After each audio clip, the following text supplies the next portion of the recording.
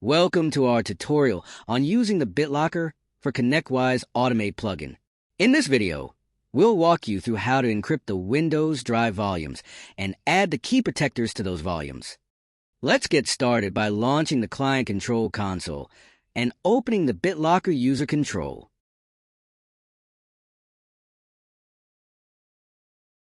Here we have a list of computers. I'll open several of them, one at a time, to show you the current status of their volumes and the key protectors currently assigned. Each of the computers we view in the list shows the current status of each of the volumes. Gold locks tells us that the drive is fully encrypted. Anything else produces a silver lock. Selecting a drive displays the key protectors applied to the volume. Next, let's focus on the computer named CWWork05. I'll select the D volume from its list of volumes and choose the option to add a key protector to this volume. In this new window, we can select the type of key protector from the list and choose the encryption size to use. For this demonstration, we'll add a password key protector. I'll enter a password in the provided field. Now, I'll click the Add button to start the process of encrypting the drive volume and adding the key protector. It takes a few seconds to launch the terminal and begin the process. You must excuse my terminal window. I didn't drag it far enough into the video frame.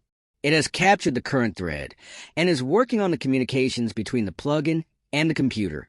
It will release the window once the job is completed. If you are working on a computer that is checking in every 5 minutes to the RMM, then it may take a little time for the first of the commands to get a response. Once the computer responds, it is first placed into fast mode. This will cause the computer to respond every 5 seconds, and the commands it has to execute happens fairly quickly. If the drive volume was previously unencrypted, then the process will also enable the encryption on the drive volume. Depending on size of the volume, this may take a little while. What's unique with our process is, with password and PIN key protectors, the plugin also maintains that information in ConnectWise Automate.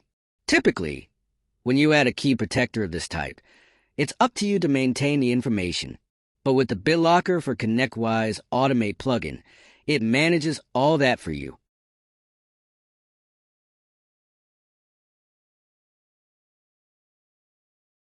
Once the terminal process completes the task of adding a new key protector, it will do a full volume and key protector scan and will update ConnectWise Automate.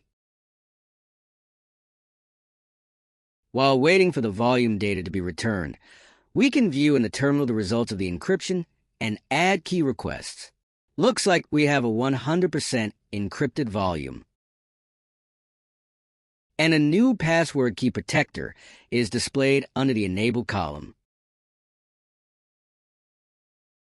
Once the process is complete, the terminal will show the results. Let's close the terminal, which will cause the plugin to refresh its data.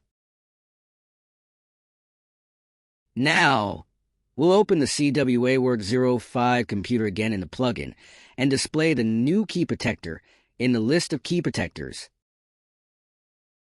Next, we'll add another key protector to the D volume. This time, we'll add a recovery password key protector.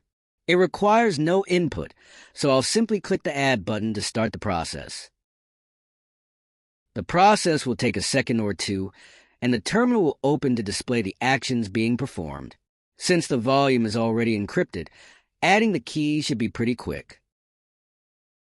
The same processes will repeat once the key is added to the volume.